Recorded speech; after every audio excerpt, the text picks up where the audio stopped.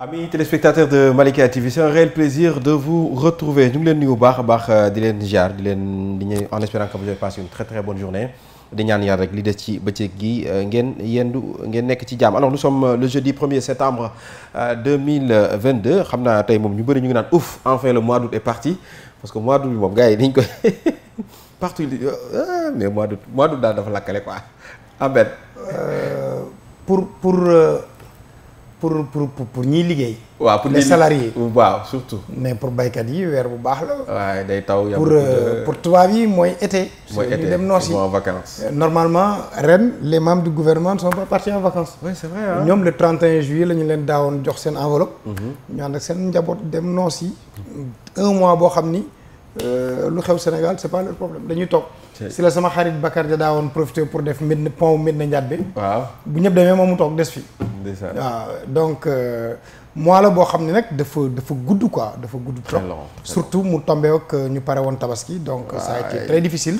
surtout ak l'augmentation du prix des denrées de première nécessité. Les chefs de famille suffoquent fi ñu toll nii dañu leen jàpp à la gorge. c'est sûr c'est extrêmement difficile surtout avec le prix de la tonne de ciment qui va augmenter dans les jours à venir. c'est très très difficile, la vie est très très chère donc fu mu nekk nii moom borom kër yi sonn nañ en tout cas la waajal wax rek yàlla bu saay-saay xam lu góor di dundee fu mu nekk nii sutura yàlla rek fi nekk yàlla suturaal ñëpp mu ngoog Actu Show mooy daal di tàmbali comme ni ngeen ko xamee ay bés bu nekk ñuy ñëw di waxtaan ak yéen ci wàllum actualité.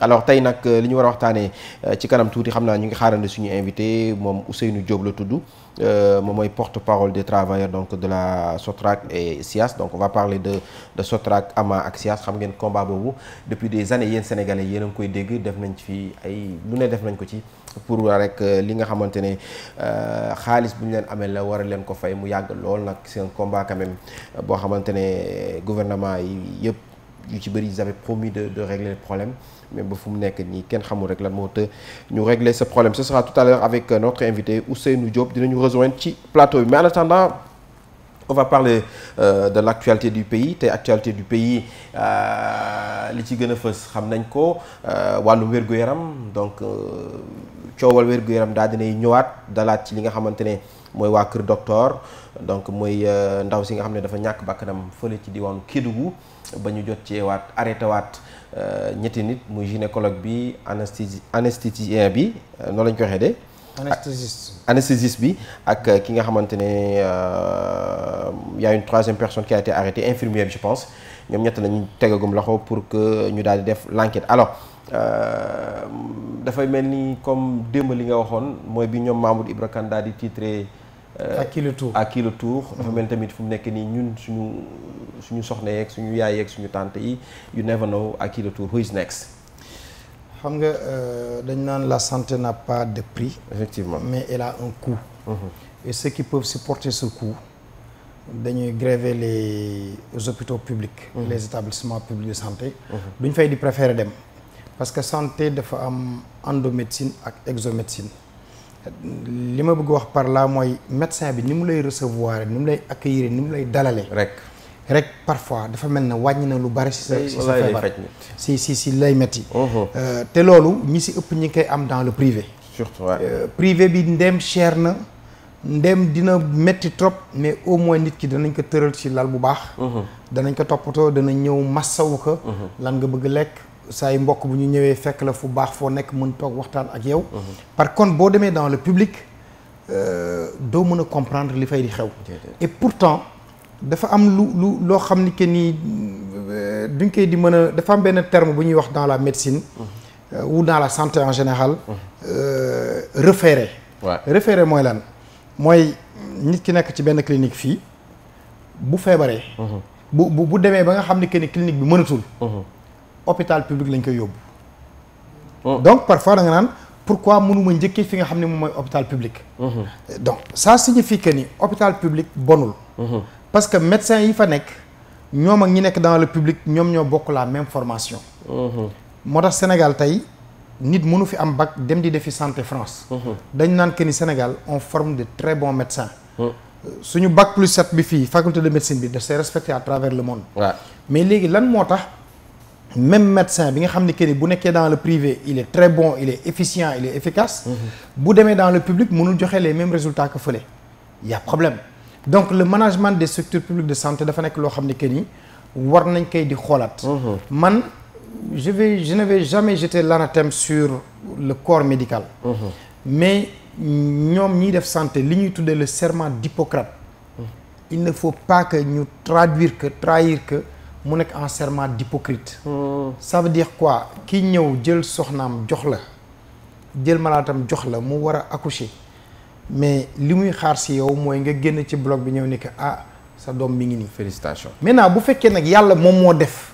kenn mënu si dara. waaw c'est vrai que ndogal yàlla am na mais am na si li woykat bi wax naan parfois ndogalu sa coobare bopp la.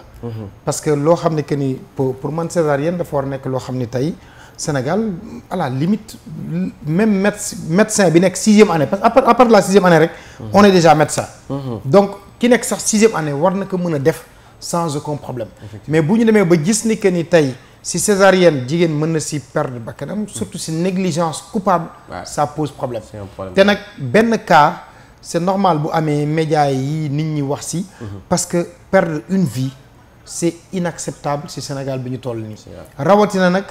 une femme qui voulait donner une vie et qui perd sa propre vie nekk na loo xam ne que lu metti la ñuy demander à ses amis à ses frères à ses sœurs qui sont dans le monde médical à ce que ñu redoubler de vigilance boole si un peu plus de yërmande pour mën a régler li nga xam ne que ni moom mooy la situation surtout et puis man je pense que aussi la passion en fait il faut être passionné de ce qu'on fait c'est-à-dire man pour man métier boo ko bëggee loolooy premier pilier c'est-à-dire je me demande quand tu fais des études pour 7 ans quand même loolu li nga bëgg lay war a nekk parce que boo waree nekk 7 ans di jàng benn affaire c'est parce que tu aimes maintenant bu desee lu dul l'application mu war a indiwaat beneen kii dama benn xarit on a fait le Prytanée ensemble il est gynécologue jour bi muy soutenir parce que bi ñu jógee Prytanée mu ñëw Université de Dakar dañ koy Sciences Éco mu ne moom bëggul def Sciences Éco il s'est battu ñu wax mu ni man médecine laa bëgg def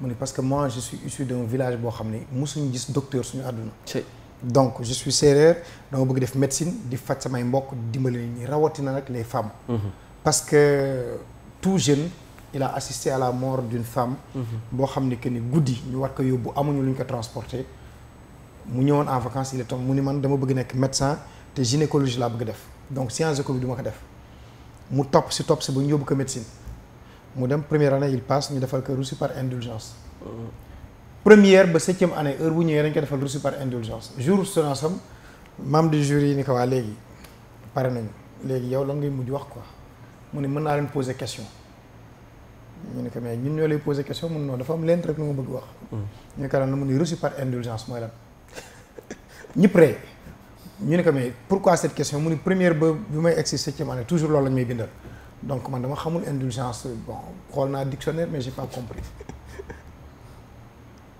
doyen bi ne que ça veut dire que tu seras médecin par indulgence et bats-toi durant toute ta carrière pour être le plus indulgent possible aujourd'hui en tant que gynécologue boo ko waxee defe naan la moi quand je reçois une femme la première chose que je fais mooy damay dem jàpp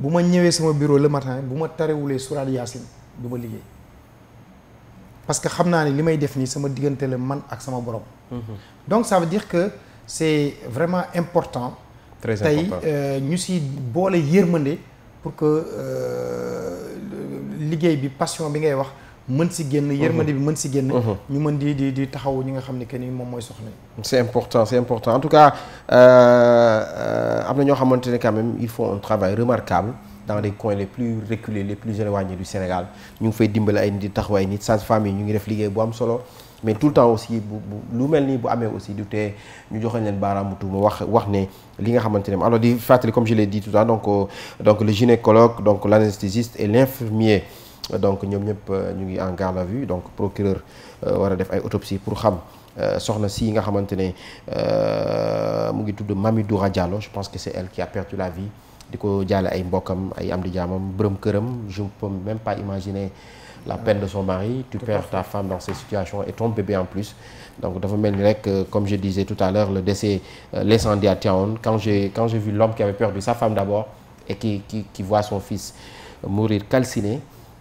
Voilà tu te demandes ban peine la nit ki war a yëg donc il faut que vraiment que ñu gën a bàyyi xel et qu'on redouble d'efforts voilà c'est important mu ngoog loolu moo nekkoon premier pàcc bi nga xam ne bëggoon nañu ko waxtaanee ci wàllum actualité on va rester toujours ci actualité alors Thierno Bocoum qui tire encore sur l'opposition comme il sait le faire maintenant hein, il est devenu un tireur moo tax souvent maintenant il nous explique pourquoi tous ces groupes parlementaires il fait en détail quand même ce que ça doit coûter aux contribuables sénégalais groupe parlementaire yi yëpp donc dafa mel ni beneen kii la mais d'abord comme li ma njëkk a wax rek tàmm nañ di ko gis quand même muy tiré ci opposition moom Thierno Bocoum. non mais xam nga Thierno. xëy na itam c'est un choix délibéré. mais sur les plateaux de télévision au niveau des rajo da ngay toog gis nit ñi di analyser da nga naan ils sont très forts. mais par moment itam il faut que ñuy wax sénégalais yi li xam ne moom mooy dëgg. effectivement moom mooy les faits. bu ñu jàppee sénégalais yi comme des demeurés. tey coow bi ñuy wax affaire groupe parlementaire yeeg yooyu. mais lan la yoon nangu. yoon dafa nangu ni wàllu existe. à l'Assemblée nationale. Yewwi existe à l'Assemblée nationale. Benno Bokk Yaakaar existe à l'Assemblée nationale. 3 entités yooyu ñoo fa am plus ñoom Pape Djibril Fall compagnie. mais loolu bu amee 3 groupes parlementaires moo fa mën a am. maintenant Yewwi ak Wallu mën nañu ànd ni ñoom dañuy def seen intercoalition boobu ñuy wax.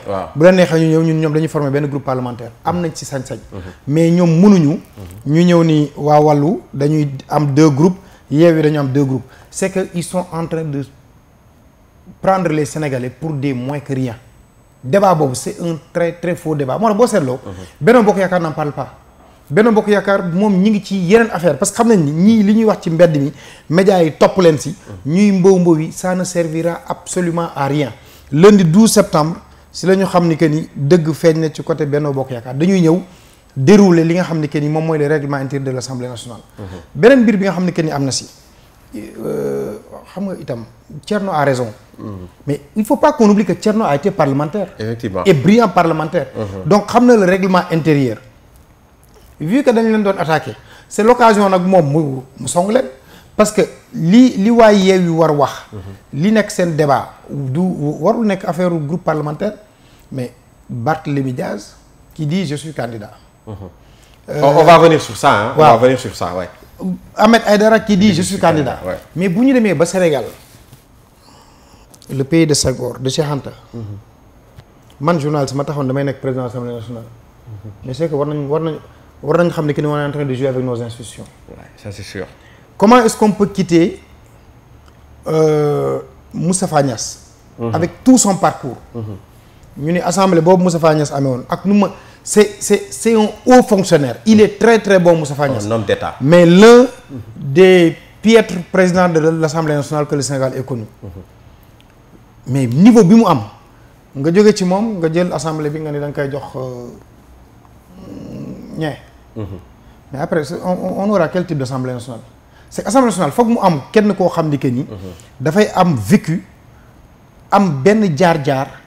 parce que ce sera une personne centrale dans le dispositif dans le corpus administratif du Sénégal. La deuxième personnalité de si l'État. le président de la République est empêché. Macky Sall pour l'heure moom mooy suñu président. mais il peut tomber malade. Ouais. il peut mourir ñaan luñ ko yàlla. il peut être empêché. mais su boobaa kan mooy nekk président de la République. président de am na l'Assemblée. fi si ñee bi ñu fi jógee lan la ñu waxoon bu Moustapha Niasse feebaree wala mu empêché. Abdou su Mbow. boobaa Abdou Mbow mooy nekk tous les Sénégalais avaient dit Abdou Mbow président par intérim même pour 24 heures kenn xalaatu ko. Ouais. waaw léegi ñu mën a xalaat non avec moi tout le respect que j'ai pour ces gens là. nit da ngay xam sa lekk. pour moi Ahmed Aïdara il est très ambitieux.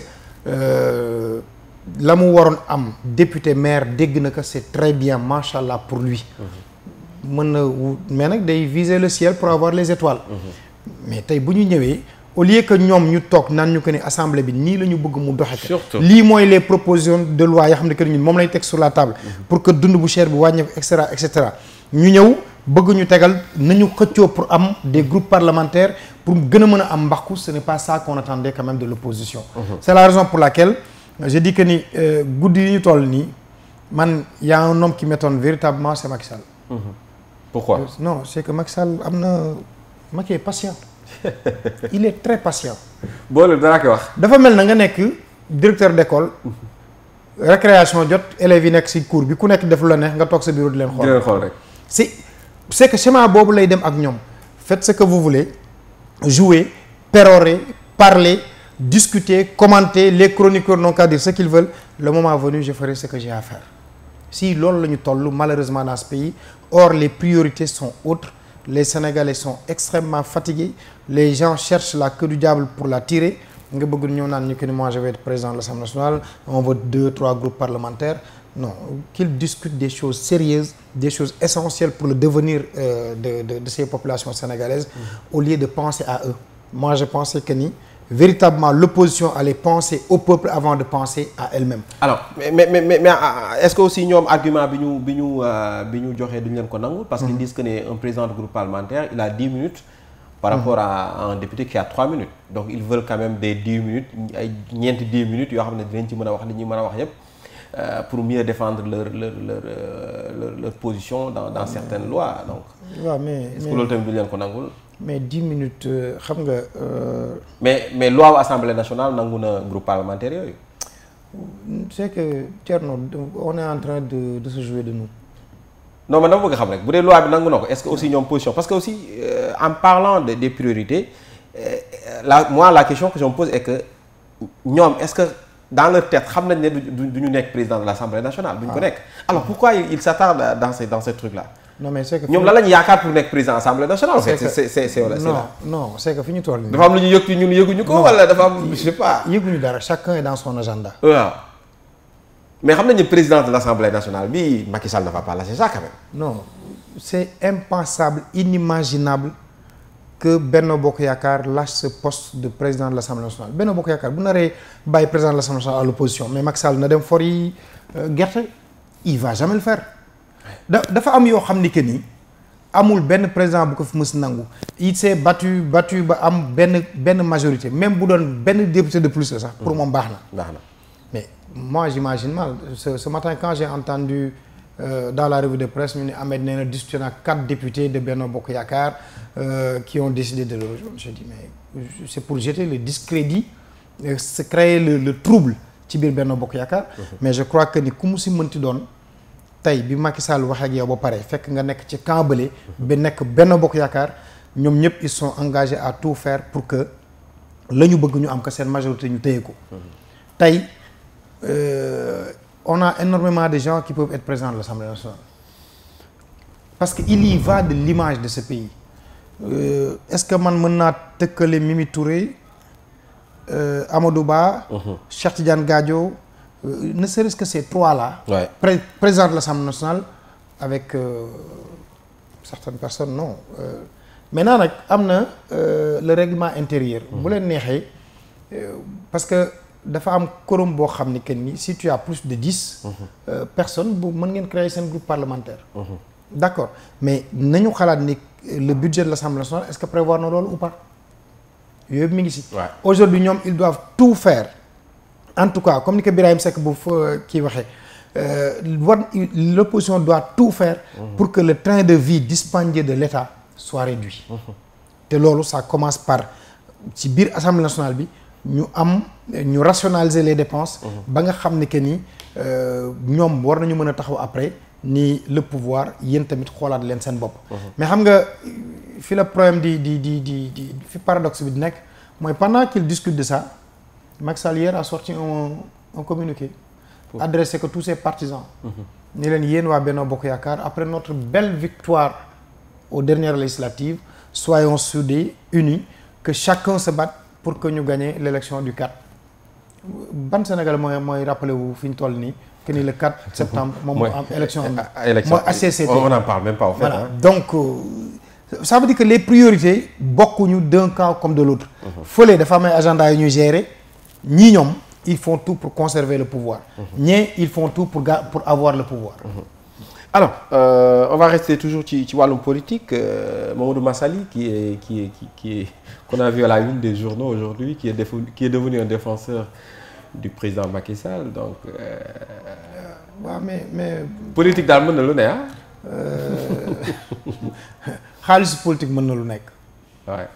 maintenant aussi am na si combat boo xam ne que ni question de génération la. man Massaly buy wax yenn saa yi je peux le comprendre xam nga Thierno Bocoum position yi muy jël nii. bu leen Ousmane Sonko dutul woon baaraam Thierno a l'élégance, la courtoisie, la discipline, la retenue pour ne pas wax yenn yi. Okay. Mais boo xoolee depuis que Sonko wax leen yenn yi Thierno ne les rate plus. Ouais. Massaly c'est la même chose. Maintenant il faut un État aussi a besoin de fous. Parce que bu fekkente ni que ni ceux qui ont été nommés ministres n'osent pas dire certaines choses, mais il faut quand même dans la cour du roi certaines personnes qui vont oser franchir le Rubicon et pour pouvoir défendre le roi. Te Massaly si loolu rek la nekk tey man xaw ma ak lu ñu mënti reprocher Massaly si lu mu nekk daf si dem ba jeex. lu mu mënti doon daf si dem ba jeex. Vraiment il sait défendre son camp. lu ko si fekk si bu jaree xeex mu xeex bu jaree xuloo mu xuloo bu jaree wax bu ñaaw mu wax ko ñaaw. li ko xale yu jigéen ñi di waxee Massaly dafa ñamee gatsa moom c'est comme ça qu'il fait. tu es courtois avec lui il est courtois avec toi nga def leneen moom mu jox la leneen c'est comme ça qu'il fonctionne et je crois que ni si le pouvoir avait 3 4 ba 5 comme ñoom. Mais rapport de force bi ça allait changer. Alors d'ailleurs Mamadou Massaly je vais essayer de le dinañ ko jéem a jot xool ndax dina mën a ñëw Actu Show ñu waxtaan ak moom. Tout à fait. Parce que il est très intéressant quand même suñu xarit la ñu ngi koy nuyu bu baax a baax depuis Thiès Mamadou Massaly. Alors pour terminer ci wàllum politique barki démb on était avec les gars du PDS mais apparemment il y a pas mal de démissions là où au moment où on parle de resserrer les rangs. am na ñoo xamante ne ñu ngi démissionné. waaw. tout le temps baaraamu tuuma bi day dellu ci Karim Wade en fait. waaw mais Abdoulaye Wade a gouverné avec ses hommes. Karim Wade va vouloir gouverner avec ses hommes. ok.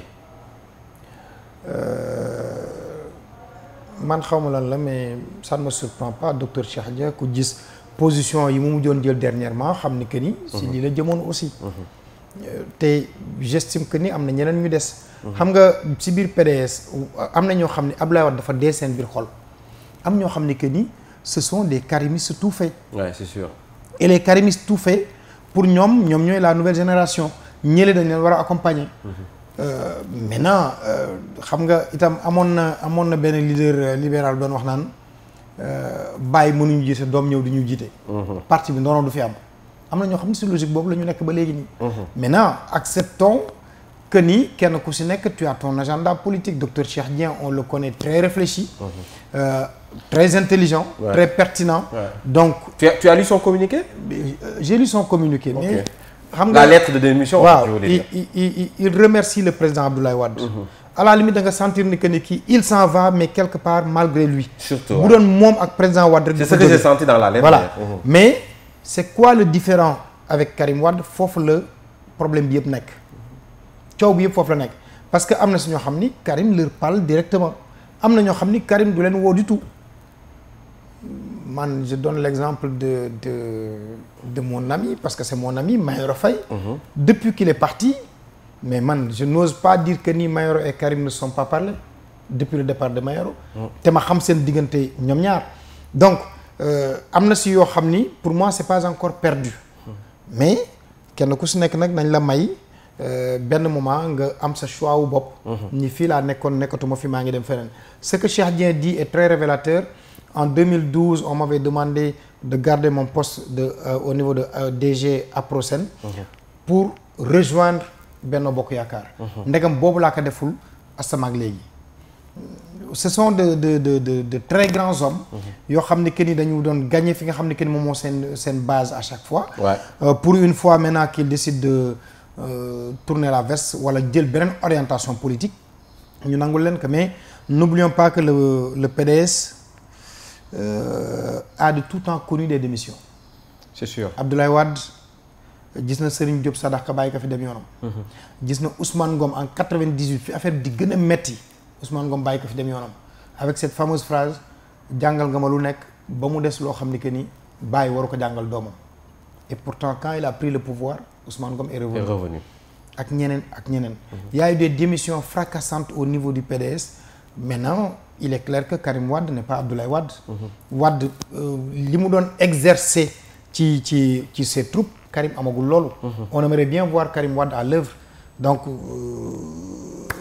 ñu nangu ni que ni PS nekkee un parti bu am ancrage bu fort au Sénégal. PDS noonu la ko amee et il y a des incorrigibles au niveau du PDS ñoo xam ni que ni lu mënti am ils vont rester au Parti démocratique sénégalais tant que Wade père vivra. Est-ce que maintenant transmission de flambeau bi dina am par rapport à Karim kooku beneen paire de manches la Karim moo koy liggéeyal boppam. mais est-ce que aussi là-bas la responsabilité de Abdoulaye Wade on n'appelle pas un peu la responsabilité de Abdoulaye Wade sur ça quand même parce que aussi c'est vrai qu'il y a sa doomu géño mais aussi tu as des fils yoo xamante ne c'est des voilà say doom lañu donc ci wàllum politique donc parce que souvent on sent quand même c'est vrai que doom nag dafa sori ci xolu baay. mooy li ngay wax tout le temps rek Abdoulaye Wade son vœu le plus certain c'est de revoir son fils revenir au pays et tout ça de l'avoir à ses côtés mais aussi est-ce que souvent aussi mu xalaat ses fils naturels là aussi du am solo. parce que perdre quelqu'un comme Cheikh Dieng aussi quand même. waaw mais Abdoulaye Wade a perdu Cheikh est un bon élément mais Abdoulaye Wade a perdu des personnalités. yoo xam ne seen envergure du ma ko tëkkaleeg bu Cheikh. comme ay Omar Sarr. non Omar Sarr c'est récent. Ouais. Abdoulaye Wade a perdu Idriss Seck c'était plus difficile. effectivement. ak fi mu tegoon Idriss Seck Abdoulaye Wade un dimanche matin il a dit à ses proches. mu ni leen bàyyi leen Idrissa benn xëyam xajul si yéen. moo leen gën a yeew moo leen gën a jàng moo leen gën mën politique te am na lu ko yàlla may. donc Idriss Seck sore woon na trop si Abdoulaye Wade et pourtant bàyyi na ko mu dem. Macky Sall Abdoulaye Wade du wax Macky Sall. Macky lay wax mais da nga doon sentir benn cofeel si moom buy wax ak Macky Sall jour bi muy jëlee Macky Sall fi nga xam ne kenn mooy assemblée nationale lan la ko wax du ni liggéeyoo moo tax ma jëlee la fi. awma sax ku la remplacer mais da nga liggéey ba ma gis ni que ni liggéey nga. tu as fait d'excellents résultats da nga sonn dama bëgg nga dem assemblée nga noppalu ko ci nga sentir et il lui a dit devant les caméras de la télévision nationale félicité ko ni que demal nga noppalu ko ci boobu Macky bi Idriss Seck di théoriser les éléphants blancs de Wade Macky dafa ñëw génn lépp concrétiser ko c'est avec Macky que Wade a eu ses réalisations ses chantiers et tout mais mu ne ko demal nga mu perdre kooku président Abdoulaye Wade bu muy dem kan moo nekkoon son premier ministre Souleymane Ndéné Ndiaye. Directeur de campagne. Il l'a perdu après. C'est que Wade a pratiquement perdu tous ses barons. ñoo xam ni que ni lu nekk dund nañ ko ak moom. am na si ku ñu doon fêter anniversaire de disparition maître Alioune Badara Cissé. jëm si yàlla ji yàlla na suuf sedd si kaw. dafa daawoon xool mu naan que mais yow fit bi nga am daf ma jaaxal mu ne que maître moi je vous regarde les yeux dans les yeux ñu waxtaan entre deux collègues avocats. mais bi Macky Sall dem Alioune dafa ñëw ne kat ma lay bàyyi ci dem donc Wade a subi ces pertes là loolu métti trop donc tey bu ñu demee ba fii à la fin de sa vie ça aurait été bien mu garder ces hommes là.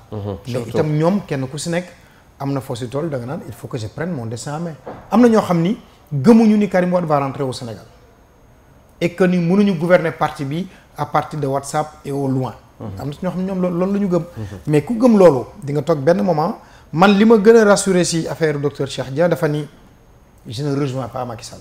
waaw je suis dans l'opposition et je ferai tout pour mu am une alternance et une autre alternative. Qu'il crée son parti qu'il rejoigne d'autres coalitions du ma bett. mais donc les grands partis c'est toujours comme ça. Parfois mu am ay grands ténors yoo xam ne kenn dañuy tourner le dos te dem mais du tere parti bi di continuer. loolu il faut quand même qu'on l'accepte. Et qu'on attende le retour de Karim Wade pour voir moom tamit quelle sera sa touche par rapport à la marche, à la vie du Parti démocratique sénégalais. C'est important mu ngoog merci beaucoup Ben. Actu Show mooy wéy ak yéen ba léegi rek donc ñuy xaarandi ba léegi suñu invité donc Ousseynou pour parler donc comme je l'ai annoncé tout à l'heure pour parler donc de leur situation bi nga xamante ne ça perdure depuis des années quand même. mooy situation wu SIAS. Parce que ils sont nombreux dafa am SIAS. am ama Sénégal am Sotrac parfois damay am je prends la peine de dire que Dakar Dem Dikk n'a rien à voir avec la Sotrac. C'est deux entités totalement différentes. Mais bi ñuy tëj Sotrac dafa am ñu fa nekkoon ñu waroon leen jox ndàmpaay jox ñu leen ko. bi ñuy tëj SIAS aussi boobu il était question que ñuy rallonger seen budget parce que Dakar mi ngi màgg. Mamadou Diop jëm si yàlla ji ancien maire Dakar bon d'accord woon ak le personnel bu ñu mujj tëj SIAS toroxal sax yenn chef de famille. waay toroxal la parce que dañoo tëj ay sociétés pour ouvrir des sociétés similaires en fait. Ama Sénégal c'était la même chose. Ouais. Mais SIAS c'était un budget de 2 milliards. Ama Sénégal c'était presque 12 milliards. Aujourd'hui on est presque à 24 milliards sur UCG. Ça veut dire que ni mbalit bi li Madani si di wax c'est de l'or dur. Maintenant ñee dem nañu xam nga bu fekkoon am nañu jot bi te il faut que ñu def ko aussi boo demee def reportage dans les familles. ñi doon liggéeyee SIAS Sotrac Ama Sénégal. Mais c'est catastrophique. Très catastrophique. man assisté naa si ñoo xam ni. waa ji dafa génn àdduna ñi mu doon liggéeyandool à la SIAS ñoom ñoo ñëw jël ko yóbbu ko pour robi ko Malikaan biñ ko waroon kiiwal percal bi.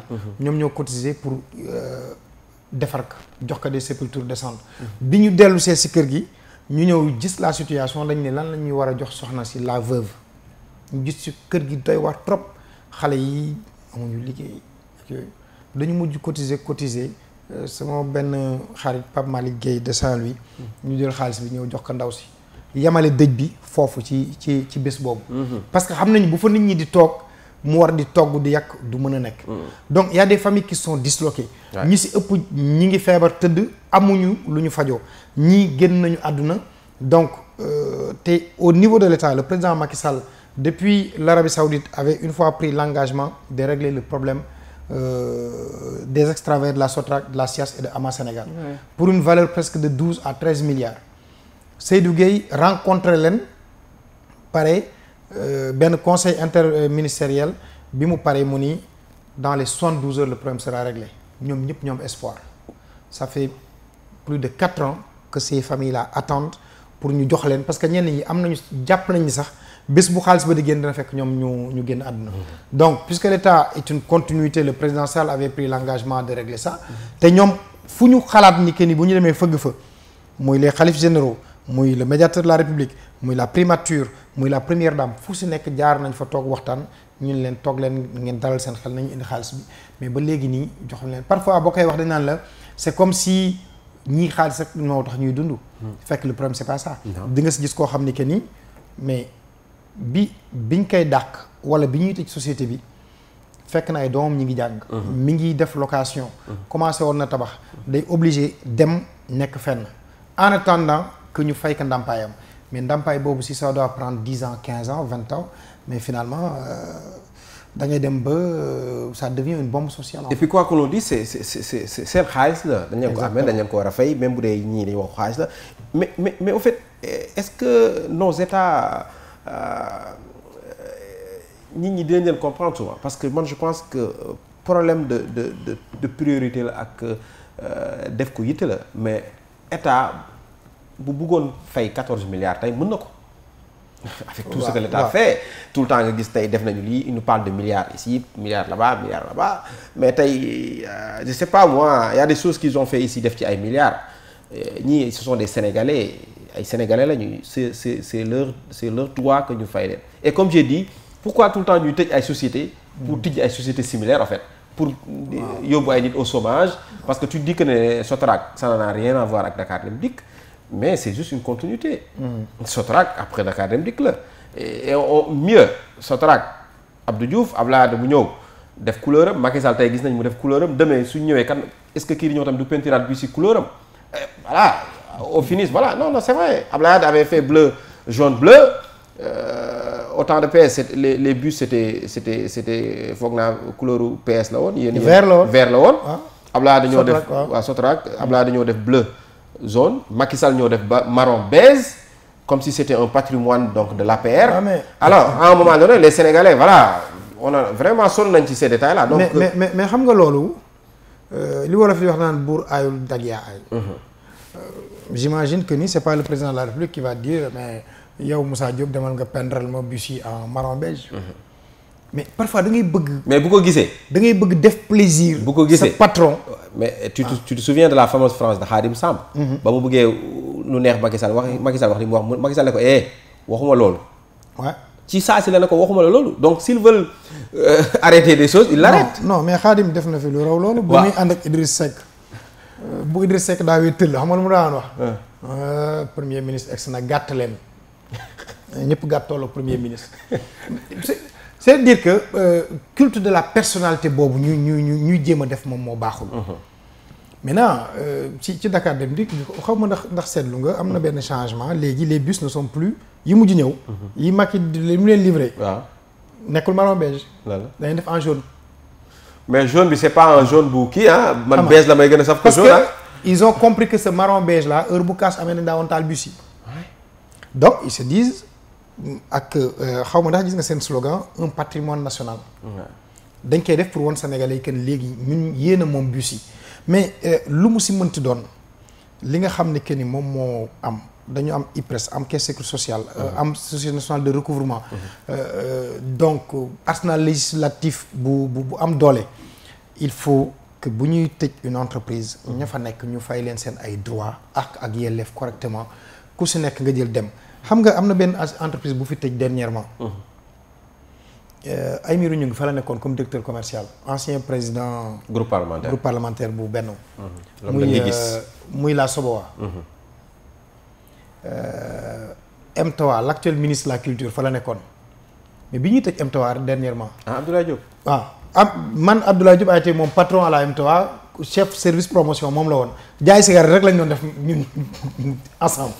waaye doo comprendre Abdoulaye Diop kay. non gis nga ay bit ci concert yi ngay gis Alioune Mbaye Nder Omar Pène yooyu yëpp Abdoulaye loolu bu la ko organisé léegi nga grandes vacances yi il occupait les jeunes. vraiment mais bi ñuy tëj M3 dañu woo travailleurs yi ba ñu ñëw ñu calculer leen jox leen déggoo ba léegi kenn ku kaas. y a eu des chauffeurs qui sont retrouvés avec des dizaines de millions. ñii dem jënd taxi ñii dem nekk dans le transport et cetera et cetera. Du côté de la Soboa c'est la même chose. La marque internationale s'est retirée.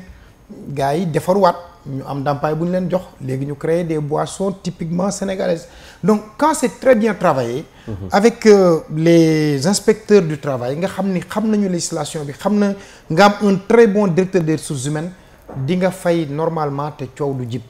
mais état bi ni mu koy di defee souvent moom moo bon. da ngay gis parfois nga contre kenn ku fa nekk. waaw wala benn actionnaire nga ni naa jël mbir mi ma defee que nii. la Sotrac waroon na mën a dem ñu def affaire bi problème du am la SIAS même chose ama Sénégal moo sax xaw a tane parce que au moins les gens sont débrouillés pour jox leen dara. mais malheureusement fii pour des raisons politiques il arrive qu'on ferme une société te fekk xam nga damay di jël le poumon économique de la région de Saint-Louis. la compagnie sucrière sénégalaise. même là bu ñu ko sonalee ba sonal ko. dafa naan mais moi je peux fermer la compagnie sucrière Sénégal ma dem bàyyi leen avec votre bombe sociale. mais il a plus de 8000 travailleurs moom bu tëjee mais c'est que le nord c'est la mort. xam nga donc parfois état war na mën a taxaw si yu mel noonu ba nga xam ni que ni le contentieux social dinañ ko régler. sans pour autant indil des préjudices aux différents travailleurs qui y sont. mais en t'entendant parler même ce UCG là rien ne nous dit que demain moom te mënul tëj. UCG pour l'instant ça va mais c'est un budget extrêmement costaud. mais c'est de l'ordure hein. UCG fan la bokkoon xam nga avant dañu amoon CAMCUD mairie de Dakar ñoo doon gérer les ordures. mais bi Khalifa Sall commencé moom ak digganteem ak président Macky Sall affaire bi commencé ñagas ñu rocc ci affaire bi foofu dem créer UCG. Tant que ña fa nekk ñi ngi en odeur de sainteté avec l'État y a pas de problème le jour où politique dugg si mais dañ koy casser. waaw te xam nga dafa am ay mbir yoo xam ni que ni parfois les raisons en tout cas soubassement politique rek moom moo koy indi xaw ma de quoi demain sera fait mais j'imagine mal ce qui va se passer à la mairie de Dakar après dans quelques mois. J'imagine au mois de novembre. bu ñu defee li nga xam ne que ni. moom mooy procès en appel bu Barthélémy Diaz. et que la peine si septembre bi la novembre ok bu ñu ko confirmer par exemple. mais mairie de Dakar kan moo ko nar a jël. si on confirme la peine mairie de Dakar ce sera une délégation spéciale. parce que budget boobu am na doole boo xam ni le président Macky Sall en a besoin. te puisque du nangu waa Pastef jël ko. mais su boobaa il faut quand même que mu def délégation spéciale seet benn waayam bu baax ni que tëyal ma mbaqus boobu seet noo koy gérer. mais benn yow ay kii rek ngay tudd fii quoi ay njaaxum rek ngay tudd fii. délégation spéciale mairie de Dakar loolu coow loolu xejul Sénégal ah. non loolu ce sera un autre. Barthélémy Diaz est le maire de Dakar. Ouais. Il est député à l'Assemblée nationale. Ouais. Il a déjà fait 6 mois de prison. moom moo def interjeté appel. Si l'appel est confirmé si les 6 mois de prison sont confirmés mais il n'est plus maire de Dakar. il n'est plus député mais tëdd na 6 mois ba pare. waaw mais 6 mois bi si c'est confirmé il n'est plus maire de Dakar. waaw il n'est plus éligible mais tëdd na ko ba pare. waaw mais non dootul dellu prison. waaw non mais la peine. yàgg na c'est passé non la peine reste si la peine de 6 mois est confirmée. mais il n'est plus maire de Dakar. il n'est plus député à l'Assemblée nationale. loolu c'était quand mooy ci jamonoy. 2012 waaw. loolu Macky Sall moo ko génne. waaw mu ngoog loolu. mais 6 mois bi si la peine est encore là. si c'est confirmé. par les juges là. de l'autre. mais su boobaa il n'est plus maire de Dakar. je pense que juridiquement c'est un débat hein.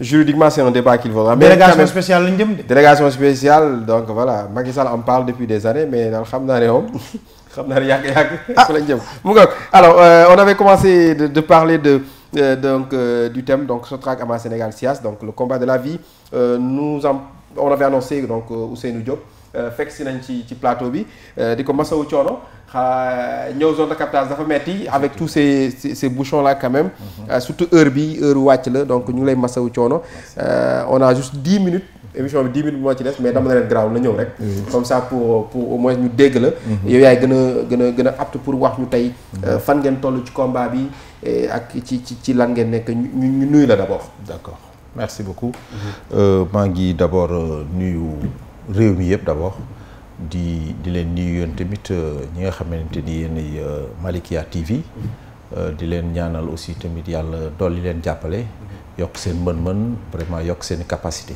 parce que organe de presse yi dañu am solo ci réew parce que li coono nit ñëpp ñoom ñoo koy àggale fi ñu ko soxla mu àgg fa te kon loolu bu manqué ci réew rek c'est un problème parce que au moins dina wàññi souffrance wàññi stress aussi tamit permettre à la personne que vraiment moo extérioriser li nekk ci moom. donc vraiment yal na yàlla jàppale leen. alors comme ni ñu ko waxee donc Sotrac Ama ak SIAS c'est un combat de la vie en fait en quelque sorte. Effectivement c'est un combat de la vie wax nga dëgg parce que ñetti société lañ yoo xamante ni daanaka ñoo bokk problème. boo seetloo ni ñu koy tasee yëpp c'est politique et c'est arbitraire. parce que yaakaar naa ce qui est je ne sais pas élémentaire. En droit je crois que une société boo ko dee dissoudre war na am au moins un préavis ak des lettres de licenciement mais c'est malheureux pour les ex-travailleurs de la SIAS d'Ama Sénégal et de la Sotrac état bi da ko dissoudre une dissolution boo xam ni je ne dis pas même arbitraire mais c'est tellement ambigu et flou de sorte que travailleurs yi ba fii nu toll ay difficultés la ñuy dund depuis le régime de Diouf ci la ñu dissoudre SIAS en 95 Ama Sénégal c'est après Sotrac c'est pareil vers 96 97 alors que ñuy courir des droits yooyu ñu ko doon courir ba ñëw ci régime le président Abdoulaye Wade le président Abdoulaye Wade def ci ay jéego ni mu ci defee ay jéego mooy la Sotrac ñu ngi doon demander 14 milliards mu jox leen 5 milliards mu desee leen 9 milliards la SIAS doon demander près de 7 milliards ñu avance leen ci régime Abdoulaye Wade ak ay négociations ba ñu wàññi taux bi ba mu desee leen 1 milliard 600 Ama Sénégal aussi tamit état du Sénégal moo substituer l'employeur je crois que ni ku doon nit doon ay borom.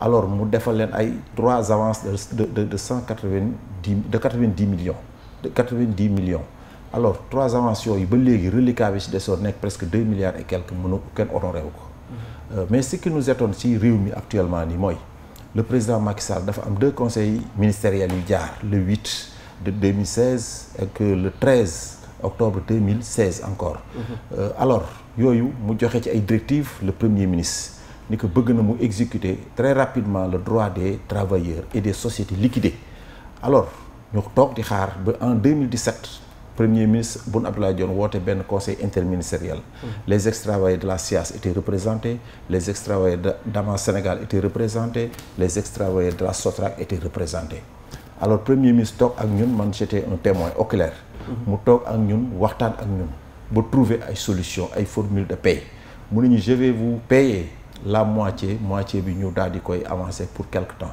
ñu ne on est d'accord alors mu ñu waxtaan ak y avait le ministre du budget Birima Mangara y avait le représentant du ministre des finances y avait le représentant de l'agence judiciaire de l'État y avait le porte-parole du gouvernement Seydou Gueye il est là c'est un témoin oculaire alors ñu waxtaan ba arrêté comme quoi que ni dans les 72 heures dina procéder au paiement 2017 ba on est en 2022 dara amu ci dara nekku ci bon alors ñun affaire bi jaaxal na ñu ni bon qu'est-ce qu'il y a parce que nan la un président de la République di joxe ay directives exécution bi di tardé ba kenn dootu xamante lan la ak nan la te yaakaar naa parole président de la République bon je peux dire que c'est un décret wax la boo xamante ni bon comme li ñuy wax contrat c'est un contrat verbal le contrat peut être écrit le contrat peut être tacite le contrat peut être verbal donc loolu wartuñ ci woon di dellu si waat mais ñun ñu am ay problème boobu ak léegi fu ne dem nañ fa lu ne dugg nañ ci ba finalement ñu ni maintenant n'importe quel ministre ku ne ñëw na wax ak ñun mais amul solution maintenant ñun li ñu soxla mooy le président de la République loolu moo indi tey grève de la faim bi ñu mëne woon bii presque 20 et quelques jours yàlla def sutura mu nekk à l'étranger yónni son ministre du travail ak Innocence Tam Ndiaye ils sont venus nous voir vraiment avec une forte délégation nit ñu nag dañoo ñëw rek di indi yóbbante président de la République nee nañ njabootam ngeen mi ngi leen di massaw mi ngi leen di ñaan ngeen arrêté bu dellu see voyage régler problème bi boobaak léegi ça fait 2 semaines bi loolu amee aussi tamit toog nañu tête à tête ak le ministre du travail mu confirmer exactement lii ma wax ñu xamal ko ñun tamit président day sunu jiit la sunu kilifa la lu mu nu ñaan dañ ko koy may parce que nag may nañ ko sax lu romb loolu am na fi ba muy nekk ci ay élections présidentielles dafa ñëw Guédiawaye ci meeting de clôture mu ne ñu léegi ce que je vais faire après ma réélection je vais vous payer ñu supporter que jàppale que partout dans toutes les régions joxe ay directives def ay déplacements mais malheureusement bi mu faloo mu tourné ñu la doo léegi nag lii mu ñu wax am nañ ci yaakaar te gëm nañ ko xalaatuñu sax ni am na ay yeneen ak yeneen mais n'empêche que nag lii olof yi di wax ku robin rey sa maam boo gisee lu ñu da ngay daw on est en attente xam nañu actuellement mi ngi ci phase u ay installation assemblée nationale ay installation un nouveau gouvernement mais nag am nañu yaakaar ni suñu problème am la ndax ministre du travail xamal nañu ni rendre na compte fidèlement le président de la République le dossier est entre les mains du président de la République xëy na nag pour le moment mu imputer que un ministre c'est un problème parce que kenn xamagul l'affaire est floue mais nag vraiment on est vraiment là en train d'attendre discours am bu mu wax bi réew mi yëpp dégg ko bitim réew dégg ko ñëpp di ko xaar loolu la ñuy xaar suñu fayee ci jàmm alhamdulilah rabbil alamin bu fekkee nag l'affaire tarde à être payée vraiment aussi tamit dañuy jëlaat ay yeneen module de combat waaw parce que nag li ñuy laaj c'est un droit ñoo ko moom yéen a ko moom saraxu moom la ñu wax fii sa ginnaaw luñ ko wallaay yéen a ko dañ koy laaj jusqu'à nouvel ordre ku ko doon laaj ci ay régime ba ay régime je crois que ni doo mën a baisser les bras le montant exact bi ñu leen amee entre SIAS ak SOTRAC ak AMA c'est combien bon boo ko calculer tey 9 plus 2 ça fait 11 plus 1 et demi ça fait moins de 13 milliards te ay travailleurs xam bañ ñu négociation bañ ñu ay avance bañ ñu dara mais je crois que ñooñu war nga leen mën a jàppale effectivement te ñu nekk sa njaboot encore parce que man léegi ce qui m'étonne si régime yi nii dañuy jël le social di ko reléguer au second plan te le social moom mooy sa socle moo leen mën a permettre nga réussir lu ne mais bés boo leen négliger rek tu perds parce que travailleur boo ci gis am na soxna am na doom. le minimum il a 3-4 électeurs.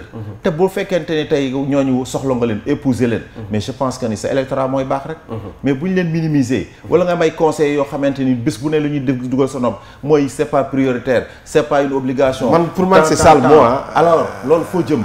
je l'ai dit tout à l'heure. donc man je vois que ces présidents là. africains yu si bëri dañu amul ay de très bons conseils. parce que ku ko wër ñu ko wër ñu bari xooluñu intérêt askan wi seen njëriñu bopp la ñuy xool. yóbbu seen ay soxna Europe ñuy ami ay doom yóbbu seen doom ñu jàngi nekk fii di discours yoo xamante ni amu ci dara loo xamante ni vraiment dinañ ko appliquer sur le terrain. voilà le problème. amul benn njëriñ. voilà mu ngoog alors Ben je le disais tout à l'heure pour moi c'est un problème de priorité donc si l'État en avait fait muy depuis Abdoulaye Wade nag bu ñu ko defoon des priorités. c'est vrai que même bu dee Abdoulaye Wade moom def na ci jéego am na lu mu leen mos a jox mais Macky Sall moom mu ñëwee rek joxuñu leen dara. donc Abdoulaye Wade moo ko tane ci côté boobu. donc ce qui veut dire que ne problème de priorité en fait. non c'est désolé mais c'est la vérité. c'est que Abdoulaye Wade est très social aussi. waaw déjà. te loxoom moo gën a gaaw. waaw xam nga góor gi loo ko bañ itam nangu ni que ni il est généreux. vraiment. waaw amul ku ko mës a rencontré ba génn ci bureau te ni paa bi tabewul amul yërmande. effectivement je crois que nag président Macky Sall foofu lañ koy gën a xaare yërmande boobu parce que social bi Ousseynou wax c'est important. tey social bi mi ngi si nit am soxla nga ñëw taxaw. ba pare ak na nga koy taxawee. xam nga li xewoon Tivaouane. moi j'étais pas là mais ba léegi nii nanguwuma ni. président Macky Sall moo wax est-ce que defal ngeen liste yi gaaw leen. dama lu may dem ba léegi man mënuma imaginer loolu. moi c'est moi qui faisais le direct man maa doon def direct bi donc man daf ma jaaxal loolu. parce que dañuy laaj yërmande si yow. compassion. tey président Abdoulaye Wade li bateau le Joola bi ñuy def anniversaire 20 ans yi ren. li ko daloon amul beneen président bu ñu ñaan yàlla mu dal la. mais yërmandeem ni mu jege woon famille permettre na ko. ba mu mën a gérer loolu. donc tey itam loolu la ñu soxla. ay nit ñi ngi nekk ci ay situation Ousseynou ne le dit pas comme ça. mais ñoom ñi nga xam ni que ni réussir nañu continuer liggéey góorgóorlu wut leneen loo xam ni mën nañ ci am dara. mais ñoom ñooy supporter les familles de leurs collègues yi nga xam ni que ni nekkatuñu en vie sur terre tey aujourd'hui ñooñu bu ñu jaaxlee da nga naan demal nga seeti papa Ousseynou demal nga seeti papa Malick te donc ñoom dañuy gérer seen famille di gérer ñële tey ku si maa ngi la koy wax sànq ku si génn àdduna moom mii fu mu mënti nekk Sénégal dañ koy woo même bu fekkee kooku Tamba la nekk Kédougou dañ koy woo ni ko Ousseynou sa participation na ñëw mais par devoir de solidarité nga def ko à fortiori nag ki nga xam ne ki ni moom mooy njiitu réew mi te koppar yooyu la ñuy wax mais am na si xaalis bi am na fi dégg naa ko léegi-léegi mu naan bañuñu avance ça veut dire que même boo leen mosalee tuuti sax ñu jël ndàmpaay yoo ko en attendant leneen di ñëw effectivement parce que am na fi ñeneen ñoo xam ne que nii tey lañ leen di jox xool Jibril Ngom bu Matam dajeeg président ñu teg enveloppe bi nii nga gis ni kii liñ ko takkal bare na donc loolu te loolu benn la ci ay voilà moom la ñuy xaar ci président te je crois que ni war na ko mën a def peut-être que bu paree ses remaniements calcul politique am yii muy nekk su boobaa y a aucun souci il fera le nécessaire en tout cas am naa si yaakaar gëm naa ni le reste de son mandat là social bi dina si am place trop parce que xam na ni que ni Sénégalais foofu lañ koy xaar. alors espérons que di li nga wax dina ko dégg et puis ñu ngi ko ci xaar yaakaar nañ ne. cette fois-ci quand même ce sera la bonne. parce que 2017 aussi. lañ leen diggoon Boun Abdallah dig leen ko Seydou Gueye génne wax ko ñëpp dégg ko. 72 heures yi mujjee nekk plus de 4 ans quand même c'est un peu trop. xam nga Boun Abdallah était essentiel dans le dispositif de Macky Sall. parce que yu bare yu mel nii heure bu amee contentieux bu social bu tàng nii moom mooy monter au front te d'habitude bu daawee dajeeg ñii revendiquer il trouvait toujours une solution muy les enseignants muy ñeneen ak ñeneen mais aujourd'hui fusible bi amatul léegi lu ñëw rek ci président lay dal effectivement peut-être que le futur premier ministre dina mën a régler question yooyu mais man xam nga aussi ban question laa amoon pour balaa ñuy terminer pourquoi souvent bu ñu tëjee yenn sociétés yi bu ñuy tijjiwaat beneen pourquoi du ñu njëkk a jël ña fa ne woon parce que ils sont prioritaires entre SIAS AMA ba UCG bi fi nekk tey entre temps am na yeneen yi fi nekk mais pourquoi ils n'ont pas priorité jël ñi nga xam ne nekkoon nañ fa am expérience ñu dugal leen ci entreprise yooyu ça aurait réglé beaucoup de problèmes quand même effectivement bon bi ñu dissoudre SIAS en 95 dañoo créé woon des trucs yoo xam ni c'est tellement aléatoire et vraiment précaire xam nga ku jógee ci une société rigide juridiquement day am ñu lay reverser sa IPRES sa caisse de sécurité sociale des bulletins de salaire ñu xëy indi la benn GIE boo xam ne on te paye même pas le quart de ton salaire. Effectivement. Mais am na ñoo xamante ni c'est humiliant duñ ko liggéey ils préfèrent vraiment chercher autre chose ailleurs loolu moo doon le grand problème. Alors si situation boobu y a énormément de familles disloquées yoo xam ne dañu tasa seen jaboot yi amatuñu fuñ jëm jàngatuñu seen jabar yi feebar ñii tëdd même di góor ñoo xam dañu si cloué au lit. Finalement ils sont vraiment partis. On a comptabilisé plus de 400 travailleurs yoo xam ne ils sont morts. C'est difficile. am ñoo xamante ni c'est des mendiants aujourd'hui. wallahi la azim dañuy yalwaan ak yeneen te dara tegu leen ko lu muy état du Sénégal. te état continuité la. Donc ku mën a fekke ak ku fekke tey régime président Macky Sall. te vraiment président Macky Sall. Surtout cadre bi ñuy waxee muy le nettoiement aujourd'hui tey def na ci ay efforts yoo xamante ni waratul mériter tey ay problèmes yi quoi waaw il faut le reconnaître quand même def na ay efforts ci nettoiement yoo xamante ni amul woon ça n'existait pas mais quand même nag le personnel loolu dafa nekk pactole boo xam ni kenn waru ko négliger kenn waru ko vraiment jël à la légère donc le président daal fi ñu koy xaar aujourd'hui mooy vraiment waxam bii mu ñu wax ak ñun y a un espoir bi ci nit ñi fondé kenn xamul nu mu toll kon il est vraiment intéressant et important mu regarder waat le rétroviseur régler problème mu liggéeykat yi une bonne fois pour toutes parce que plusieurs fois muy joxe ay directives muy forcé c'est vrai on peut comprendre c'est la politique parce que Boun Abdallah Dionne mën na jël ay décisions ay yeneen nit ñëw wax leneen ak leneen réew moo bindoo noonu uniquement pour des intérêts clipto personnels yàq wala yeneen ak yeneen te un état kenn ku ne xam ne décision yi mu mën a jël bu amee ay ñii naan mu daal di taxaw te loolu aussi dadul ñàkk léegi ci biir liggéey bi mais nag tey jii daal muy la SOTRAC muy la SIAS muy les ex-travailleurs d'Avance Sénégal tout le monde c'est des milliers de pères de famille et de mères de famille yoo xam ne tey ñu ngi koy xaar ci discours am bi ministre du travail wax ak ñun muy Samba Sy vraiment amatuñ ci ay calcul ak ay xel ñaar yaakaar na ni daal du ñu àggaat ci ay wax ak ay xuloo ak ay coow donc moom il est de son intérêt tey le président de la République mu dellu si waat ci askan bi parce que samp ay pont tabax ay kii defar ay autoroute ay yooyu ay problème de priorité rek la ça ne règle pas le problème des pays sous-développés il faut le social ànd ak loolu mais loolu defal nit ñi te lekkuñu naanuñu seeni soxla fajuwul gisuñu ko mënoo ko def ba ñu teg seen loxo duñ ko sax tal parce que balaa nga naan naam nekk fa waaw donc voilà le problème réew mi métti na métti goo xamante ni képp ku fi nekk tey di administrer te yéemuloo saytu askanu problème mu nit ñi dund gi seer na trop am bi jafe na trop boutique boo dugg lu doon jaar ñaar dërëm mun la ñeenti dërëm amul kenn ku leen kuy contrôler amul kenn kuy wax lu waay neex def mais bu boobaa fan la ñuy jëm c'est compliqué mu ngoog merci beaucoup en tout cas on souhaite que comme ni nga ko waxee rek que cette fois-ci ce sera la bonne vivement que président daal di ci def li ci war bu ko defee rek ñu ngeen daal di retrouver seen droit surtout ak li nga xamante ne mooy seen dignité parce que aussi dignité nit ki ci loolu la bokk sutura nit ki dignité am yëpp ci la bokk te loolu yëpp ci la bokk alors Ben lan nga ci dolli pour terminer non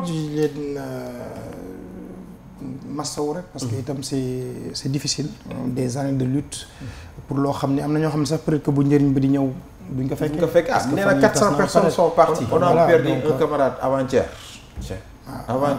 la génn àdduna fii à Guédiawaye waaw grand ngom si ñun la nekkoon te un combattant un gars boo xam ne vraiment kenn ku hors pair ku baax xel bu rafet sama xarit la woon mais barki dem bii si guddi lañ ma annoncé décès dama benn jarbaatam woo ni ma génn àdduna yàlla ko yàlla yërëm la xaar ko àjjana amiin yaa rabbal aalamiin incha allah ñaan yàlla mbir mi sotti rek ak jàmm incha allah xam nga bi ñu ko invité dafa am ku nekk ci suuf fii ñëw ni ma waaw ki ngeen invité ñoon sama collègue la woon mais voilà gëj naa ko gis yàgg na bon ma xool ko ma ne que mënuma fa laa nekkoon de mais gis nga rek àdduna bon on a vieilli on prend de l'âge et puis on continue à se battre mais c'est pas tout facile nga xam ne que ni coono yàgg na si àdduna waaw mais yàlla ñu yàlla taxawal amiin amiin alors monsieur Diop lan mooy nekk dernier kàddu bi bon dernier kàddu bi daal ñun daal suñu dernier kàddu toujours mooy d'abord ñu ngi leen di sant yéen ñu nu jox indi ci plateau bi muy occasion pour ñu mën a wax sunu métit ak sunu bëgg-bëgg.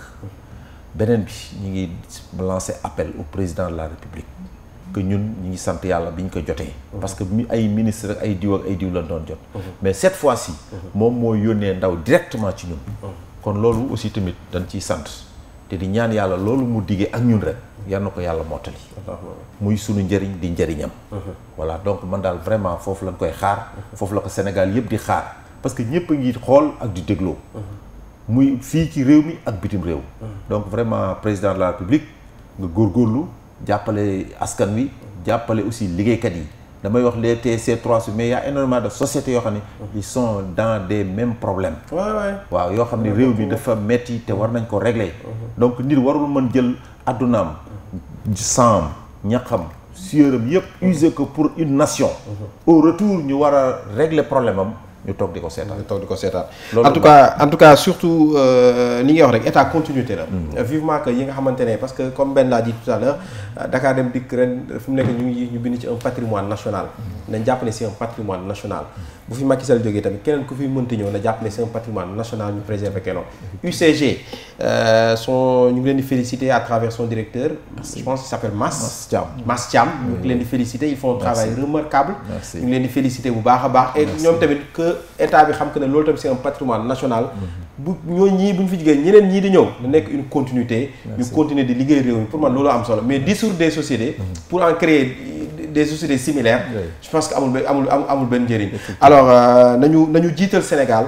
ñu wàññi politique bi ci yenn aspects yi politique nag mënul ñàkk ñoom c'est des politiques. il faut nga reconnaître leen ko. nangu leen ko mais nag daf ci am bërëb yoo xam ne ak pàcc yoo xamante ne foog ñu wàññi ci politique bi. loolu askan wee ko moom ñi ñekk moom il faut que ñu bàyyi ko xel bu baax a baax mu ngoog. amis téléspectateurs de Malika TV li moo nekkoon seen Actu Show bu tey Actu Show vous revient lundi nous on prend week-end ñun ñu ngi jël week-end on se retrouve lundi.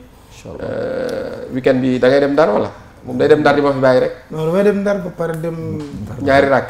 faaw ma dem jeewal dem ñaari rakk. dem ñaari rakk ah. xam nga man moom demoon naa Medina Baye bon Tivaouane fa laa bokk donc c'est tout à fait normal. waay ñun suñu islam confrérie bi c'est extrêmement important. très important très important te balaa nga koy xam nga génn. réew mi gis nga bés boo génnee Sénégal. plus ngay xuus si biir Afrique plus diine ji di wàcc. moo tax si ngay xam ni Sénégal. am na nu ñu tabaxee. wallaay dëgg yàlla doon diine boobu mooy nekk li lay accompagner foo mënti doon. foo mënti dem loolu nga yóbbaale. d'ailleurs inchallah la semaine prochaine on va beaucoup parler du Magal de Touba. Je sais pas lundi ou mardi mais mercredi on aura nos amis de Touba ca kanam. ñoo xamante ils sont en train de faire un travail remarquable un travail extraordinaire. un modèle de développement économique bu am solo bu ñu nekk di def waa Touba ca kanam ñu def liggéey bu am solo fa ci diwaanu Touba di liggéeyal mbokku taalibe yépp dañ leen fi dalal. non ça m'a plu avant ñuy dugg si. bi ma sëñ Mbacke Bara Dolly bu duyoo li woowee. ni ma j'ai suivi 3 émissions de Actu Show cette semaine. macha allah. et je veux venir demain ma ne ko demain ñun Actu Show. dañuy dem julli ji suba àjji wala. ne ko Sylvain la semaine prochaine on est là. à partir de lundi ou mardi on verra. mais mercredi on aura nos amis de Touba ca kanam inchallah. D'ici là portez-vous très très bien avec les programmes de Malika TV Leeru Maodo jërë ngeen jëf.